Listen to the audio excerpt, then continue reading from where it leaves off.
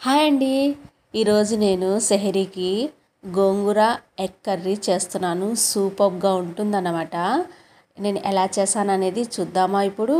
ఇక్కడ నేను 5 కోడిగుడ్లు ఒక గిన్నెలో వేసేసి వాటర్ వేసేసి కొన్ని వెనిగర్ అలాగే నిమ్మచెక్క ఉప్పు వేసేసి ఇలా ఉడకబెట్టేసి చెక్క పీల్ చేసేసుకున్నాను. ఈ మొత్తం ఇలా పీల్ చేసుకున్న తర్వాత అది పక్కన పెట్టేసి ఇక్కడ నేను గోంగూర ఒక కట్ట గోంగూర తీసుకున్నానండి. నేను 5 కోడిగుడ్లకి ఒక గోంగూర కట్ట కరెక్ట్గా సరిపోతుంది. వాటర్లో మంచిగా కడిగేసుకున్న తర్వాత పొయ్యి మీద కడాయి పెట్టేసి 1 టేబుల్ స్పూన్ ఆయిల్, ముందుగా కడిగి పెట్టుకున్న గోంగూర, కొంచెం సాల్ట్, 4-5 పచ్చిమిర్చి వేసేసి మెత్తగా ఈ విధంగా ఉడికించుకోవాలి. అందులో కొంచెం వాటర్ కూడా వేసుకోండి.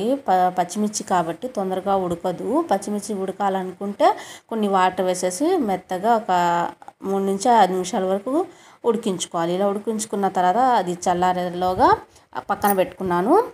ఇక్కడ నేను ఎగ్స్ అనేవి ఫ్రై చేస్తున్నాను. కడాయిలో ఆయిల్ వేసేసి ఉప్పు, పసుపు, కారం వేసేసి ఒక 2 నుంచి 3 నిమిషాల వరకు మంచిగా మీడియం ఫ్లేమ్లో ఫ్రై అనేది చేసుకున్నాను ఎగ్స్. సో ఎగ్స్ కూడా మంచిగా ఫ్రై అయిపోయాయి.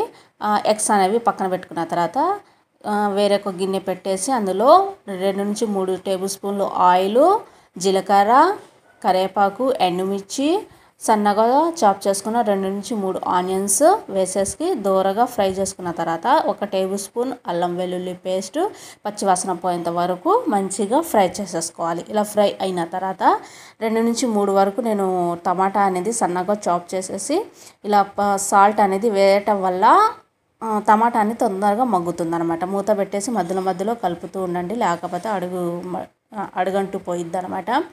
ఇలా మంచిగా టమాటా అనేది మగ్గిన తర్వాత కొద్దిగా పసుపు అండ్ 1 టేబుల్ స్పూన్ ధనియా powder, 1 tablespoon red chilli powder ఈ మొత్తం వేసేసి పచ్చివాసన పోయేంత వరకు 2 నుంచి 3 నిమిషాల వరకు మంచిగా మగ్గించుకోవాలన్నమాట. ఇలా మగ్గిన తర్వాత నెక్స్ట్ వచ్చేసి ముందుగా గోంగూర ఉడకబెట్టుకున్నాను కదండి. ఆ గోంగూర నేను మెత్తగా పేస్ట్ చేసుకున్నాను. మిక్సీలో వేసేసి ఈ గోంగూర మొత్తం ఈ టమాటాలలో వేసేసి ఒకసారి మిక్స్ చేసేసుకున్న తర్వాత ఆ జార్లో కొద్ది ఉంటుంది కదా ఆ గోంగూర, అందులో కొన్ని వాటర్ వేసేసి కలిపేసి ఇందులో వేసేసి ఆయిల్ పైకి తేలేంత వరకు మధ్యలో కలుపుతూ 2 నిమిషాలు ఉడికించుకోవాలి. ఇలా ఉడికిన తర్వాత ముందుగా ఎగ్స్ ఫ్రై చేసుకున్నాం కదా ఆ ఎగ్స్ వేసేసి సో 2 నిమిషాలు మీడియం ఫ్లేమ్లో ఉడికిన తర్వాత లాస్ట్న నేను గరం మసాలా 1/2 టేబుల్ స్పూన్ కొత్తిమీర వేసేసి దించేసాను. అద్భుతమైన గోంగూర ఎగ్ కర్రీ అనేది రెడీ అయిపోయిందండి. గరం మసాలా వచ్చేసి హోమ్ మేడ్ అండి. నేను ప్రిపేర్ చేశాను కాబట్టి ఘాట్ ఎక్కువగా ఉంటుంది కాబట్టి నేను 1/2 టేబుల్ స్పూన్ అనేది యాడ్ చేశాను.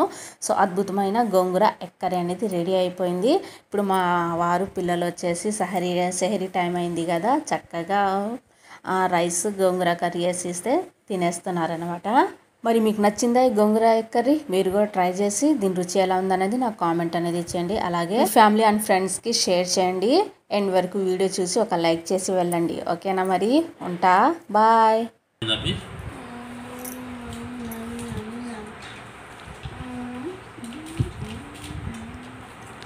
कैसा है?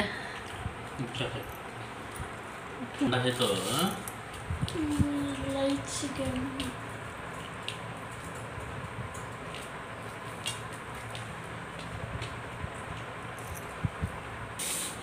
आज क्या खेल रहे